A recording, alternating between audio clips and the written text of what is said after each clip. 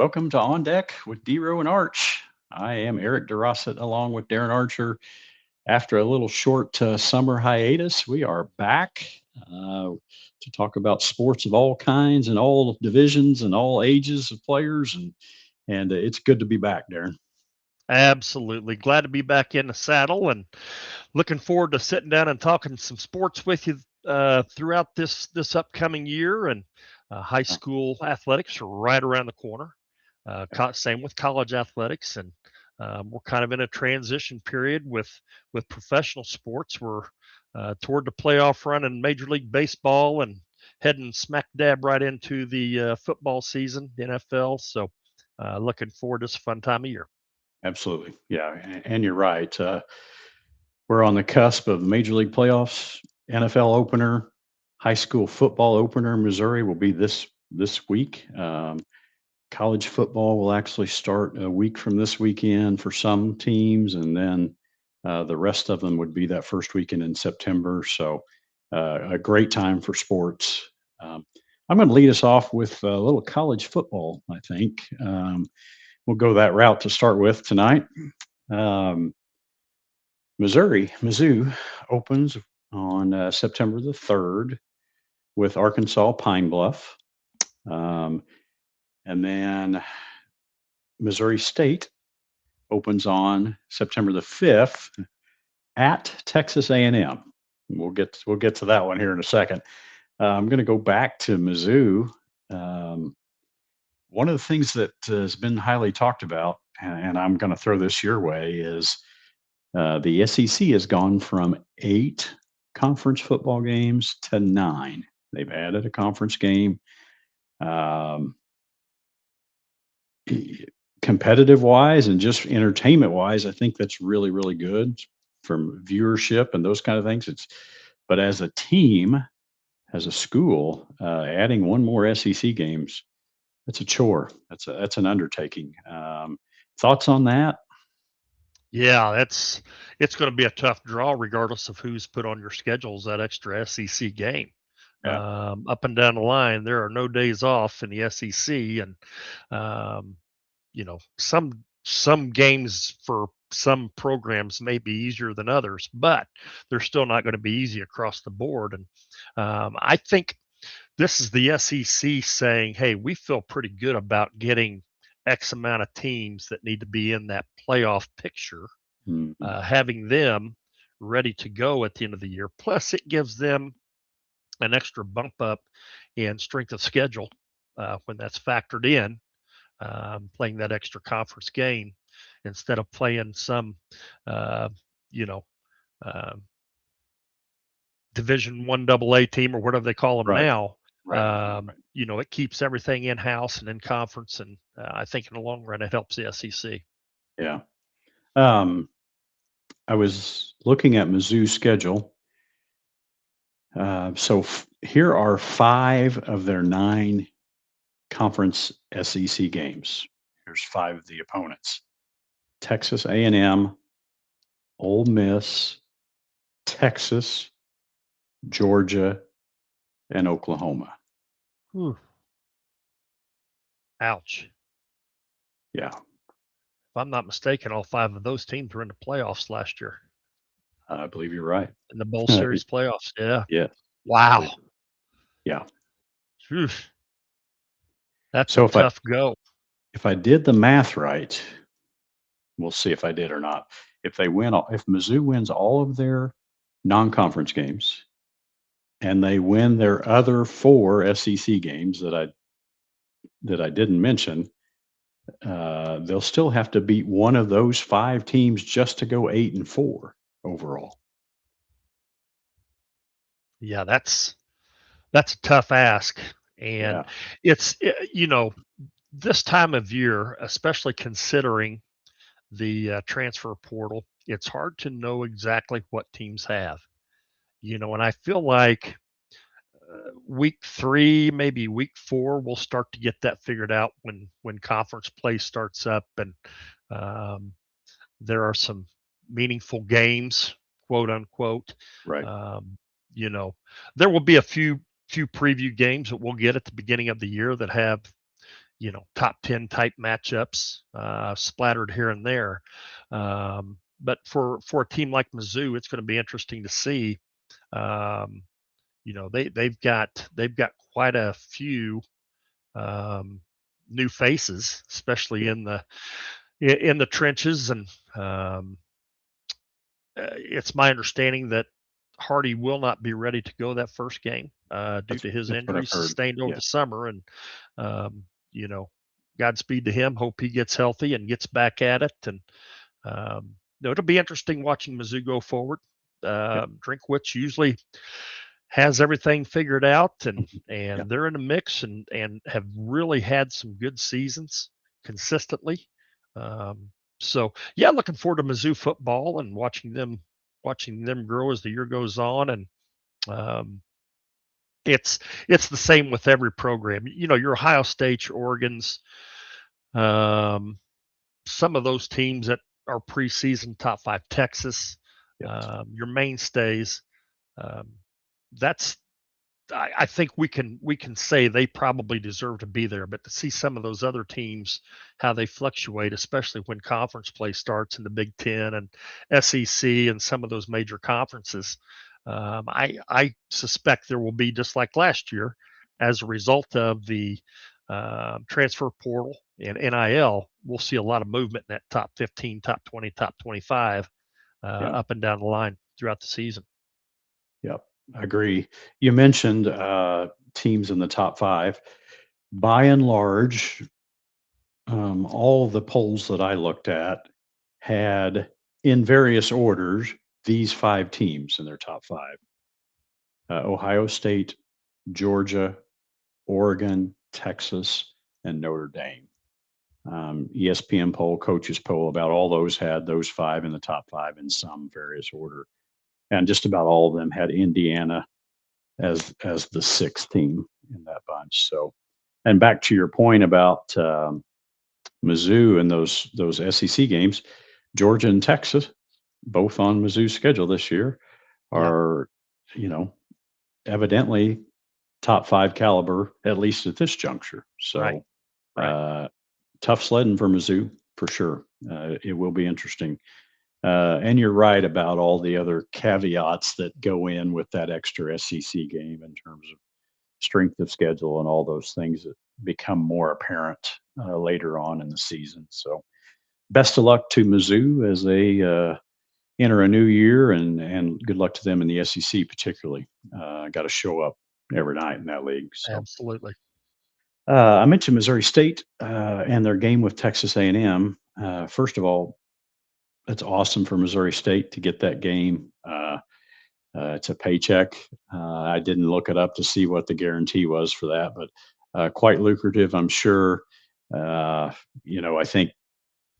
I think Missouri State's probably win out of that would be to stay healthy and sort of get that revenue and come home and then start prepping for their season essentially. Uh, Not taking anything away from Missouri State, but Texas A&M's, that'd be a tough open for anybody. So I did look it up just for curiosity's sake. Missouri State is a 40-point underdog presently. So I don't know where you're at on that one with your fan duel there, Coach Archer. Yeah, I'm probably going to pass on that. But good for Missouri State. Hey, that's Absolutely. that's the type of game that can sustain a program um, financially off of one weekend of football, and good for them. Hey, I Yeah, love it. I me love it. Go too. get that payday. Go get that payday. If teams are willing to pay that kind of money, Yep. go get that payday. Stay healthy, and when you get back home, make sure the check is cleared. Yep. Yeah. Well, and even some little things there, like they can go. Those players, that staff, Missouri State fans get to go there and experience that culture, Exactly. right? And Yes. those facilities Yes. and all the things that go along with those big time college football program. That's great for Missouri State to walk in and experience that. Yeah. Maybe whets the appetite all the way around. Players, coaches, fans, athletic administration, the whole bit. So You're right. It's a as long as they stay healthy, it's a can't miss trip. I mean, it's Agreed. one they got to make. So good luck Yeah. to them as they head to Texas A&M. Going to stay with football. Going to Okay. switch to the NFL. Uh, NFL first game is September the 9th, which is a Wednesday. And I thought it was a Wednesday, and then you had to verify just to make sure, but it is Wednesday, September the 9th. New England Patriots and Seattle Seahawks is that matchup. Does that sound familiar to you?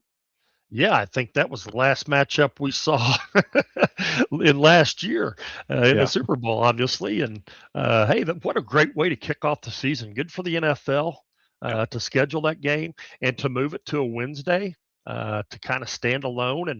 And hey, here's the best two we had from last year. We're going to open it up that way and let the Yeah. games begin. And no, I think that's a great start to the weekend. And then obviously on that Monday, you've got Denver at Kansas City. Still in Kansas City, Missouri, mind you. Um, but Yes. what a For great now. way to end that. Yeah, for now. What a great way to end that first week. Yeah. There's some marquee matchups that first week, and boy, it's I'm glad it's back. Yeah. And I'm going to kind of springboard off what you said there. Uh, and I mentioned this off air. It to me, it seems like there's a little bit of a fresh feeling to the NFL this year, other than it just being the first game of the season. I mean, you always have that week one, but uh, and just little things.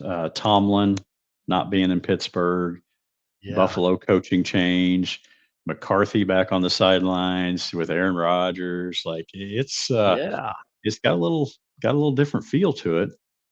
And then to another point you made, there are some great matchups that first weekend. One I really like is the Bills and the Texans. yeah. And then week one also has the Packers and the Vikings, which is in my mind, a huge interdivisional rivalry game. I mean, to start the Absolutely. year. And then you already mentioned the Chiefs Broncos, which is a division rival matchup. So, would you agree? Has kind of a fresh feeling to it this year. Absolutely, yes, and you take a look around the league. There's a lot of quarterback uh, controversy going on in certain areas, and with certain teams. And Cleveland comes to mind. You know, kind of a downtrodden program, and Right. where do they move forward? How do they move forward? Um, got rid of Miles Garrett, who obviously was one of the best defensive ends in modern game, Yeah. and there's just a lot of the incoming rookies. Yes. Um, Yeah. you know, Fernando Mania, will that travel from Bloomington, Indiana, out to Las Vegas, Nevada? It seems to have so far. We'll see how he does, and there's a lot of intriguing stories within each team that I look forward watching unfold as the season progresses. I should have saved this for a hold'em fold'em, but I'm already this far with this. Uh, Let's do it. Let's do it. Mendoza, Uh huh. the Raiders are standing firm with incredible staunchness that they will not throw him to the fire. They will not Yeah. throw him to the wolves, and they're going to let him develop, be the backup, carry the clipboard. What do you think? Like, is there if the Raiders start out 0-3, like, do they have to play him? Will they go that direction, or will they be able to stick it out? I I think eventually they go that direction, and I think it's a smart move to be honest with you. Absolutely, yeah, Um, let him learn, wrap his head around the pro game without having that pressure of taking that first offensive snap of the season for Las Vegas. And um, I think anytime you have the luxury of doing that, that's what needs to be done. agreed. Um, Let him learn and practice um, and learn by watching on the sideline during on Sundays, and eventually I think that pays off. Um, Plus, I think your two primary players in the backfield. Genty, who's their running back, is a second-year guy, and you throw in a rookie quarterback. That's that's an awful big ask for two guys that have 3 years. Well, 1 year total experience of very first game out, and Right. um, Right. yeah, I'd say if Las Vegas has the luxury of doing that, I think it's smart. Absolutely. I agree with you.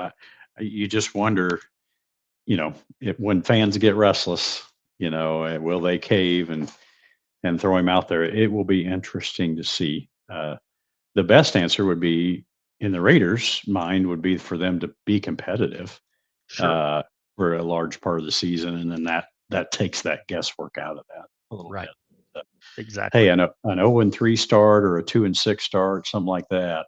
Yeah. Yeah, they'll be tested then on how staunch they're going to be with their Right. keeping him on the sideline. So anyway, super excited for NFL. I think Week 1 is has some incredible matchups. Um, Agreed. I wish.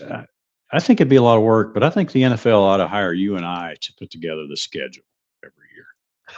Ha ha, buddy. There would be a Super Bowl every weekend. Every Yeah, weekend. yeah. Wouldn't that be fun? Heck yeah, let's go. Let's do it. Yeah, I'll reach out and see if I get any Yeah, traction with see that. see see where we go with that, and you just Yep, let me know I'm in. sounds good. Major League Baseball. It is basically, yeah, I won't call it September 1 yet, but it's darn close. Getting there. Um, the final, you know, 25 games of the season or whatever are upon us. In the AL East, Tampa Bay and the Yankees own the top two spots.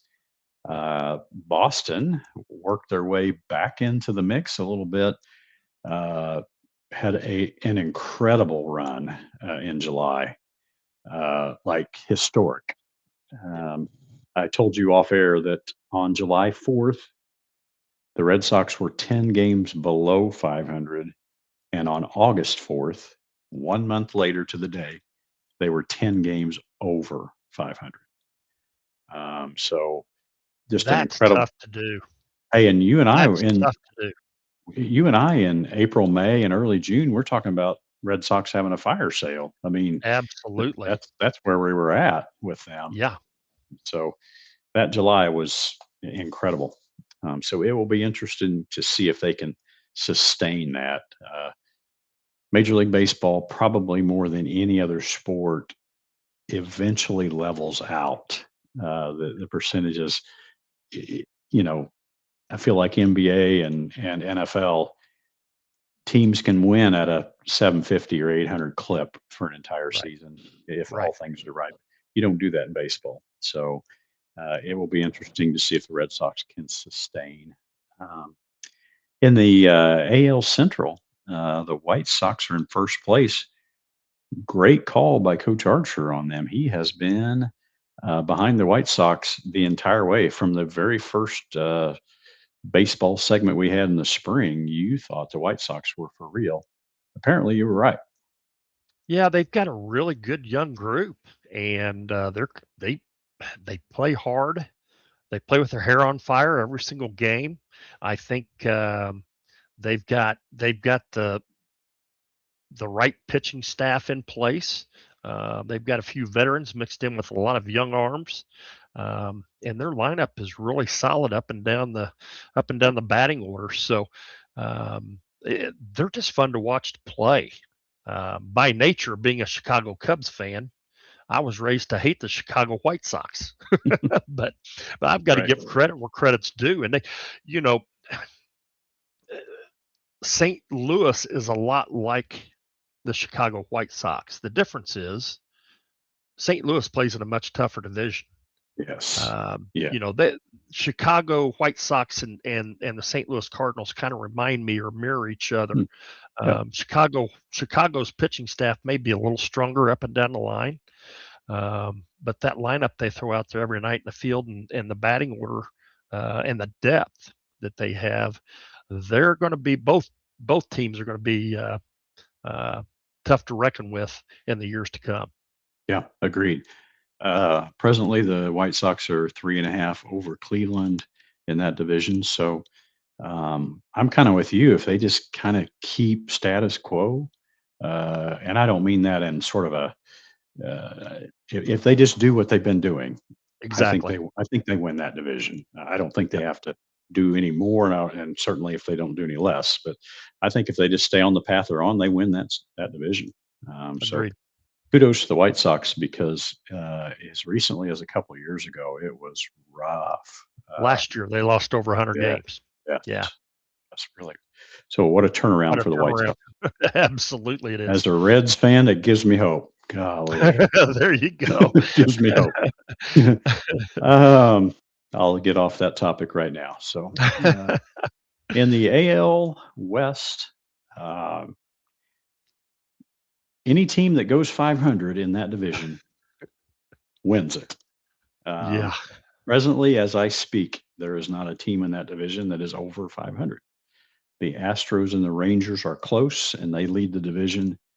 And Seattle is 3.5 games back, and Seattle has had the most disappointing season probably of any team in the league, if we're just being Yeah. honest, after what they did last year.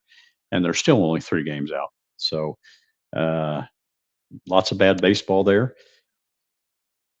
The kicker with that is one of those teams will be a wild card team, and wild card teams have some success. I mean Absolutely.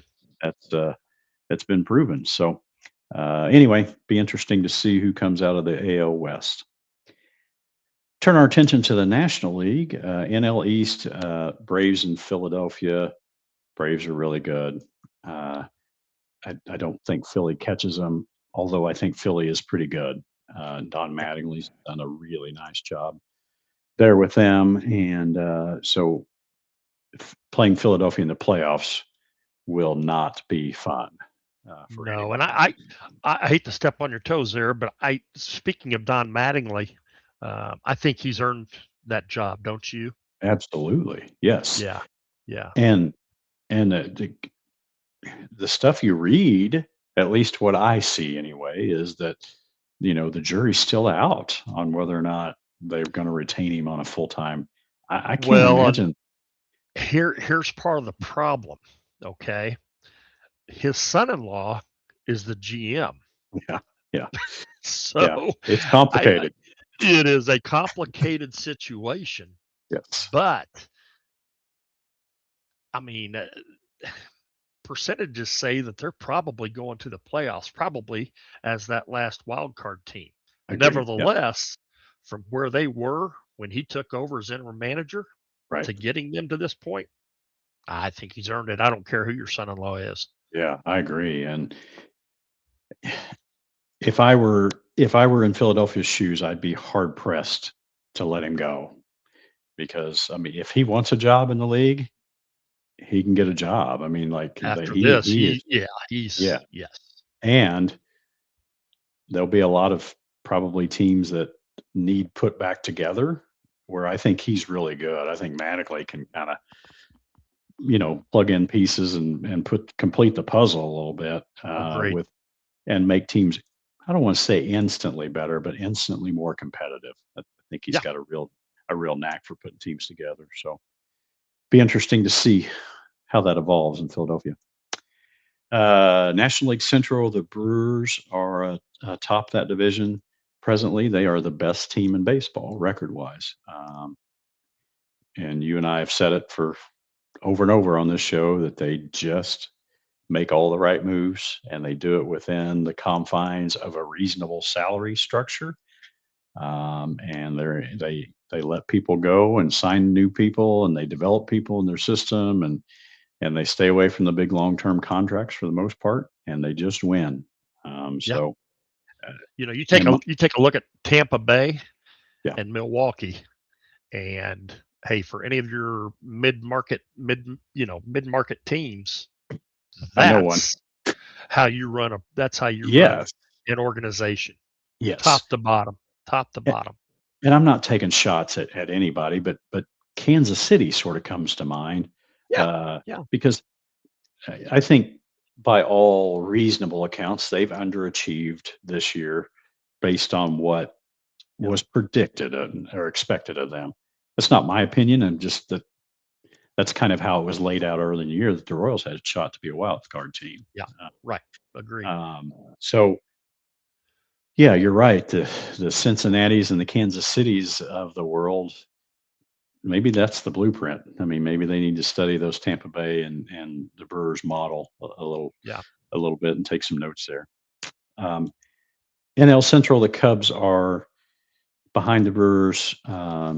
If they just do what they've been doing, they will be a lock to make the playoffs as well. In the West, the Dodgers lead that division. Um, they're not clicking like we're used to. They're still really good, but they've been human lately. They have been. It's been their pitching's been pretty solid up and down the line, which I we talked about this way back in the spring. I thought their middle relievers, those gap guys between starters and closers, were going to be their weakness. Turns out their closer Diaz has been Yeah, a weakness. yeah, That's really shocked, I think, everybody in baseball. But yeah. And I their and I think that bats. yeah. And Oh, I'm go sorry ahead. to I'm sorry. interrupt, but Oh I no, you're think fine. I think they've got some questions to answer there with Diaz. Absolutely, they do. Like Yeah. that's not going away. Like No. there's anyway, Yeah. go on Yeah. with They're your and they're assessment there. yeah, their bats have really gone cold. I mean, they're not generating runs like people are used to seeing them do that. Now, something we talked about off air is usually this time of year, Dave Roberts does a good job of pulling the reins back on that team from every aspect and kind of getting people some rest, Yeah, going to a 5 or 6 man rotation and with their pitching staff, pulling guys a little earlier than what he normally would. Um, a yeah. lot of in-game substitutions, things like that, to kind of prepare for that playoff push. And he's been notorious for doing that. San Diego, he did that. Since he's been here with LA, he's done that, and it usually pays off big time. Mhm. Yep. Um, when it becomes October and the playoff push starts, he's got a rested crew, and they just find another gear. Agree. Agree. Uh, yeah, and they'll still be in everybody's mind. They'll be the one seed baseball wide when the playoffs Agreed. come. Yeah, They agreed. are the team to beat. Yeah, Whether it shows that way on paper or not, I mean the Brewers could possibly have a better record and yeah, blah blah blah. But I think the Dodgers are still the team to beat yeah. for everybody's practical purposes at least. I'm going to just dive back real quickly into something. I think it was on our last show, perhaps the next to last show that we had early summer. One of the Hold'em Fold'ems that I gave you was you had to either keep Pete Rose or Barry Bonds for the Hall of Fame, but you couldn't keep both. Um, Wow. Yeah. and that was a tough one.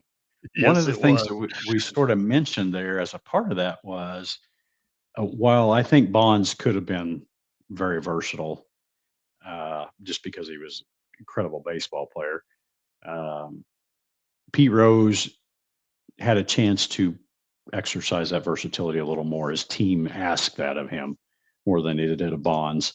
So I actually did some research on Pete Rose. One guy in Major League history played in 500 games at 5 different positions. That's Pete Rose. So he played 500 That's games at first base, mhm. left field, third base, second base, and right field. And now he was never known for his being a defensive ace by any stretch. Uh, but just to play that many games at that many positions, they had to have some level of confidence in him, or they wouldn't keep running him out. Let's say to third base for 500 games. I just found that stat incredible. Absolutely, and consider that time period. That's before you had the quote unquote utility type guys that can Yeah. play 4 or 5 positions. Everybody was a specialist. You were either gonna make the starting lineup or you were gonna wait your turn, and Yeah. there wasn't that type of utility type player at that point in time. Yeah. I mean, 2,500 games alone is more than Yeah, most no guys get. kidding. So to get 500 at 5 positions is quite a feat. So, That's wanted to crazy. throw that stat out there, just, found that intriguing. I'm a Pete Rose guy, so, I'm sure that has a Absolutely. little bit to do with me mentioning that tonight. Gonna touch on a couple of NBA things really quick, and we'll just hit them, and then we'll move on pretty quick. Russell Westbrook announced his retirement. He did not have the normal retirement tour that kind of is typical of some guys.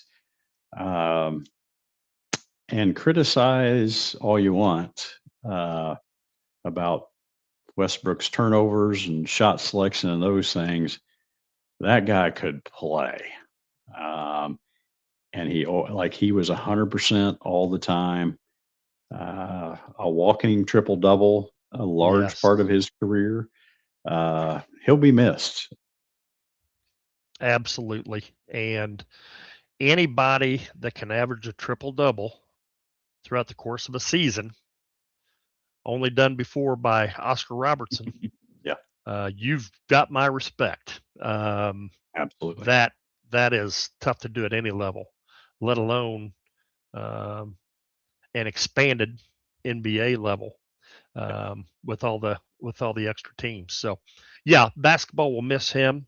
Like you said, love him or hate him, he.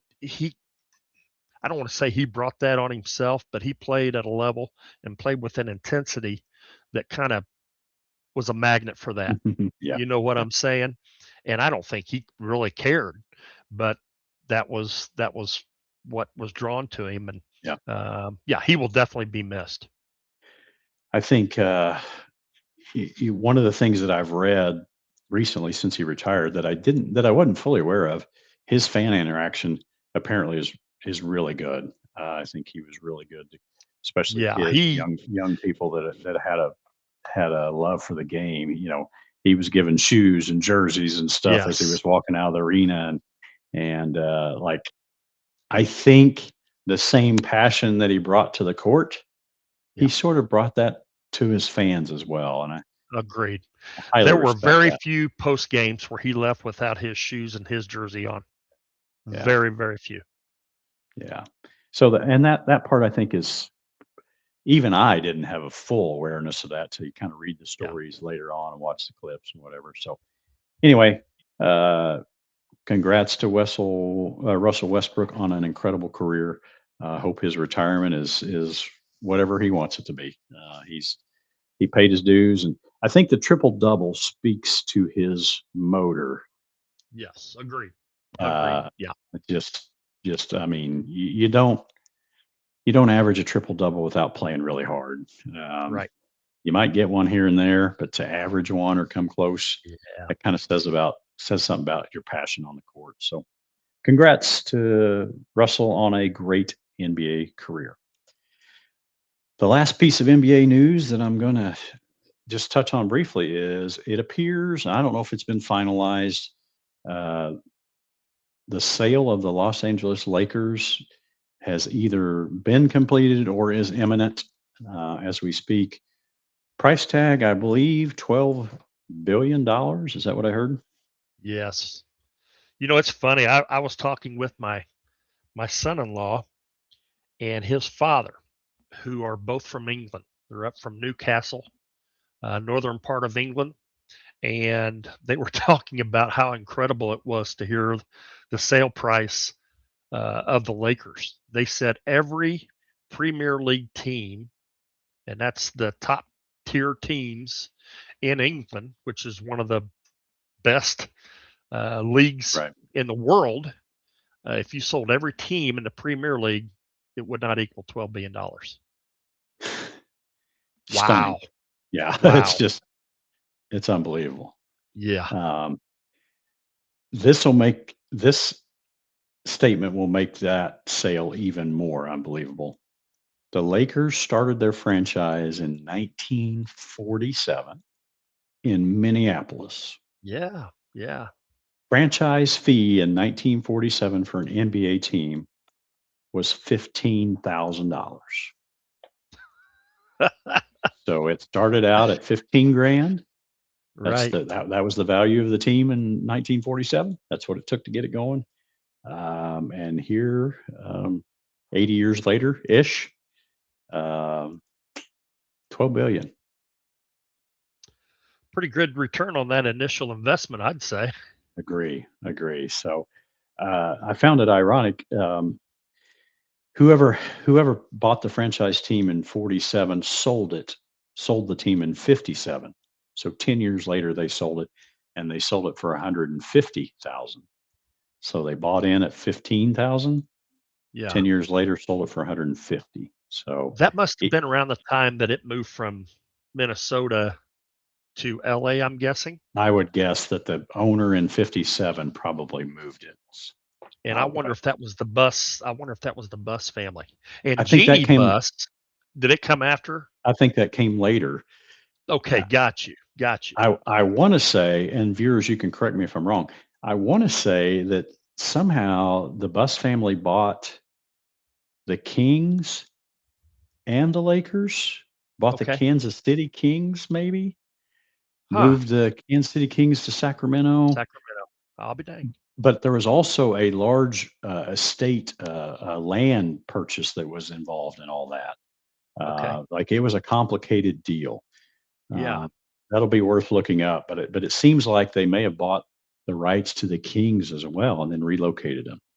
I'll be dang. Yeah, and So it's ironic that Jeannie Bus, the daughter, yes, is the one kind of uh, throwing a monkey wrench and everything with her siblings and not wanting to sell.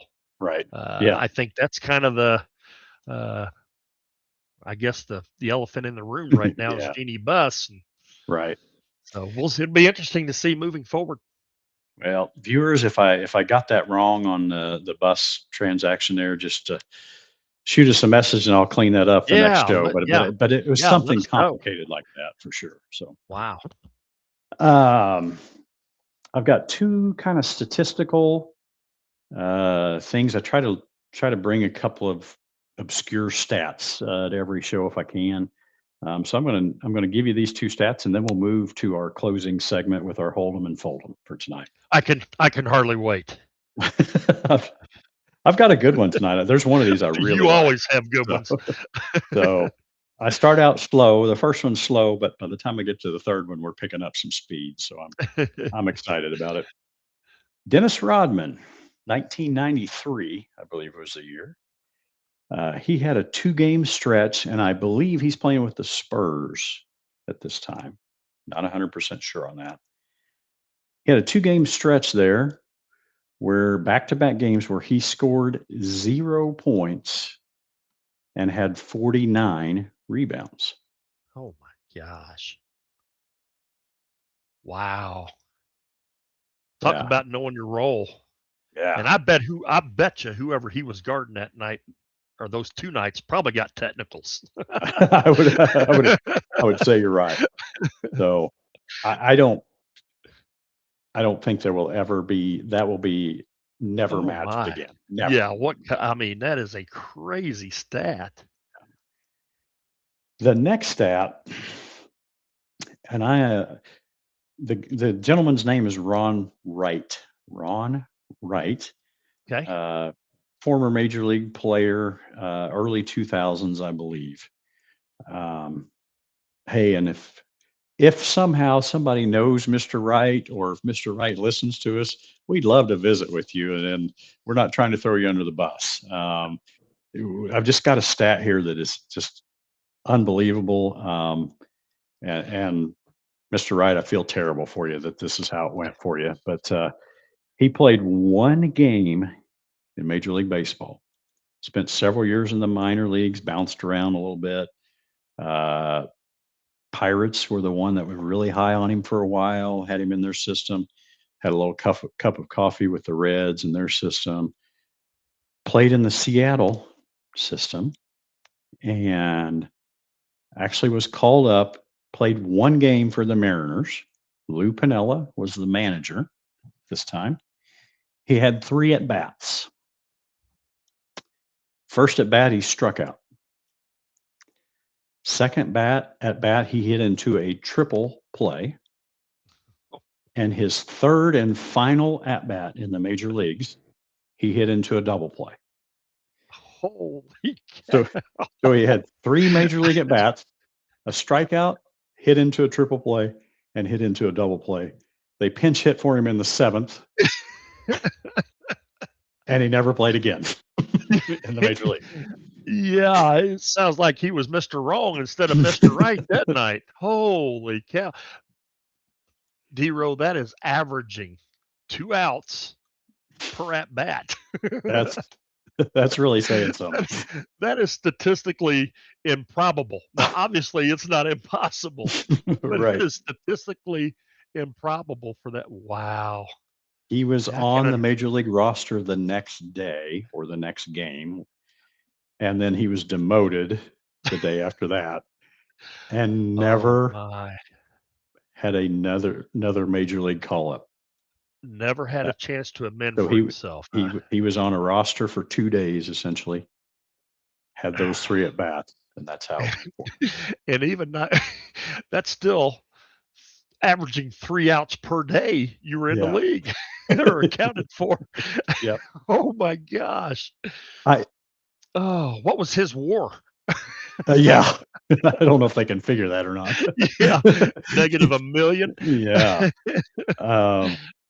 Just wouldn't you like to know what Lou Piniella said to him Oh after that 3rd at gosh. bat? Yeah, could you imagine the Uh, conference they had with oh, in his office after that? I can't Oh, I there were expletives flying that night. I could guarantee it. not could not I would pay to be there to hear that Oh conversation gosh, between Lou Piniella. absolutely. So, again, Ron Wright, if you're listening, kudos to you. Like, it is incredibly hard to make it to the major You leagues. made it, buddy. You You made it. made That's it, right. and you were really good. There's no doubt you had to be really good to get to that point. Sure. I'm sorry that's how those 3 at bats went for you. Man, I'd love to change it for you, but Ron, if there's any consolation, you had a much better professional career than I did. yes, that is me as well. So anyway, I read something. He went on and got some college degree of some sort and is, I don't know, some sort of professional now. Yeah, And doing quite well for himself and married and has absolutely. children and like has a great life, I think. You bet. I'm sure he's the victim of some jokes and some comments here and there, if people know. So, all right, we're going to close the show here in just a little bit. Every show, for those of you that don't follow us closely, we have a segment at the end of each show. It's called Hold'em or Fold'em. Um, in this segment, I give Coach Archer a premise, and he has to decide whether he's going to hold the premise or fold them, just like you would in cards and poker. Tonight, I've got 3 premise that we're going to let you speak to here, Darren. I think the first one's easier.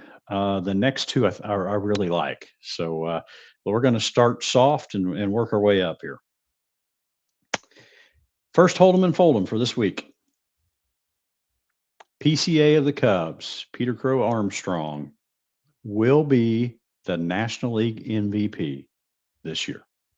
Hold 'em or fold 'em. Okay, I want to say first, I'll take my Cubs hat off, Okay. being a true blue Cubs fan. But I think that's a hold'em. I Yeah. do. I think that's a hold'em unless he absolutely collapses this last month. Um, he could be the 4th player in Cubs history to have a 10 plus WAR, Wow. which is Wow. incredible. Wow. The other 3 are in the Hall of Fame Wow. as far as the Cubs players, and I think the Cubs only have 5 or 6. Well, no, they've got more than that, but I think he is. I read an article where um, they did a anonymous poll with 20 former Major League Baseball MVPs, and 15 out of those 20 players said that PCA would be or should be the MVP. Yeah. Both Ohtani and PCA are having absolutely incredible years, and it's been pretty neat watching those two, one Yeah. up each other Yeah. every single night. I mean, every single night. Chicago generally plays much earlier than what LA does if they're Right. both at home, and PCA may have an incredible, start to the game, and all of a sudden the LA game comes on, and I'm watching with one eye Chicago and the other one with LA, and Right. Otani's like, "Hey, hold my beer or hold my sake," you Nice. know. And yeah, it's been a fun race. I think when it's all said and done, both of them deserve it, Right. regardless of what they do from here on out. Both of them deserve it. But I think the nod will be given to PCA. They both have a flair for the dramatic. So Absolutely. so not only are there day-to-day stats there, like they have big moments. Both of them have Big big moments. moments. Yes. And I love that about both of them. So Yeah. they're not just filling the stat sheet. Like it's kind of the way Right. they fill the stat sheet sometimes. So Right. I kind of lean You your know way. what's crazy? PCA, second time in Major League Baseball history it's ever been done. Hit a home run very first pitch of the game, and hit a walk-off home run the very last pitch of the game. Wow, that's cool. Okay. Fast forward a week later, the Cubs just played in Seattle. Randy Arozarena becomes the Mhm. third player to ever do it against the Cubs. Wow, Hits the first pitch out of the park, hits the last pitch out of the park for a walk-off. So interesting. within the span of a week, something that's only been done 3 times in Major League Baseball history has happened. That's crazy. Do you remember who the one was? Who was the I first one? don't. It was Yeah, mentioned. It was mentioned on there, and I cannot for the life of me remember. That will. I'll have to take a look at that and yeah, give that answer to you that's cool. sometime next week. That's a cool step. All right, second, hold 'em and fold 'em. It's a good one. It's a really good one. The premise is this: Michael Jordan and Scottie Pippen are the top sports duo of all time. Now, Oh, I'm going to throw out some other sports duos. I mean, there's yeah. way more than this, but here's some that I Yes. thought of. Uh huh. Uh huh. I thought of Montana and Rice, Absolutely. Ruth and Gehrig played Yeah. together, Yeah. Tom Brady and Gronkowski, Yeah. Magic and Kareem, Wow. Yeah. yeah, and Shaq and Kobe. Now those are just ones that Yeah. come They to kind of mind. jump out. Yeah. I mean, I think you could Totally. probably put Bench and Rose in That's that. that's Yeah, one. That's one of the first ones that came to my mind was Bench and Rose. that's a Absolutely. that's a pretty good duo that was Yeah. sustained for. Bench come up in '68, so they played together 12 years. Right. And won back-to-back World Series. And Yeah, yeah. Gosh, I think with the overall body of work, and probably being a part of 2 of the top 3 teams ever assembled in NBA history, and the championships that they won, I'd say that's a hold 'em for me. That's a hold 'em. hard I to think if argue you look against it. And Yeah, I mean, if you look at what was accomplished by both individually and with the team that they played on. I mean, honestly, statistics say that Chicago Bulls have the number 1 and number 3 best teams in NBA history over the course of the entire, and wow, those 2 are part of both. So, yeah, I'm going to have to say Hold'em.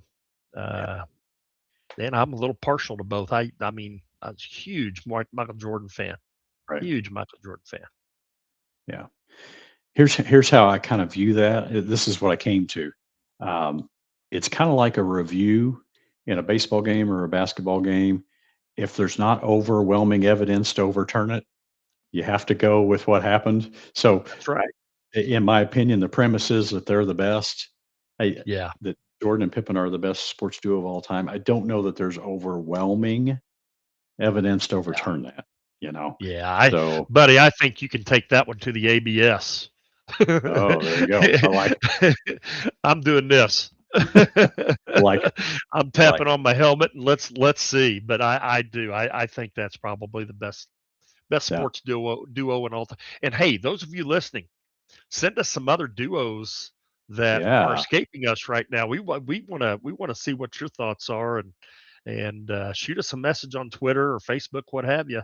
Let us know some of your favorite duos of all time. That's a Um, that's a great one. Yeah. yeah, Maybe if we get around to it, we may even put that out on Twitter for responses. absolutely. We You might betcha. text that out on Yeah, our on deck Twitter account and you bet. try to get some conversation going. So yeah, good idea. All right, the third Hold'em and Fold'em. This is the last one for this week. I'm going to give you three names, Major League Baseball players, kind of similar style players ish. Okay, and I've tried to go generational a little bit with these. There's some Okay. overlap, but with these three players, you're going to have to start one. You'll have to put one of them on the bench, and you'll have to cut one. So start, bench, cut. Here are the three names: Ichiro, Oh, Tony Gwynn, oh my gosh. and Rod Carew. Oh man, You have to my start, dreams of bench, being a and cut. general my dreams of being a general manager once again are going to last for about 2 minutes. Um, Gosh. Okay. Start. I'm going with Gwyn Okay. just because of his bat. Yeah. I, Yeah. I've got to. Um, This I Bench. For me, Oh, this go is where ahead. it Go gets ahead. tough. It Yeah, gets tough for me here because I think Gwen's my guy on the is he start. okay? I was getting ready The to ask start, you. I was going to ask you, but vice the other versa. two, So wow, we both agree on yes, starting Gwyn. Okay. I'm going to have to go with Ichiro because of what he can do on the bench. right, But buddy, he's coming in pretty dang quick. for sure, Half an inning, yeah, one pitch. for sure, I'm yeah. I think with what he can do in the field and at the plate, gosh, man. I mean, you're sending somebody like Rod Carew walking. yeah, Yeah. There's no easy answer right there, but that's probably the way I would go. yeah, Um, and it doesn't matter what combination you have, it's yeah, not going to be the right one just for sending that one guy packing. for sure. What would you do?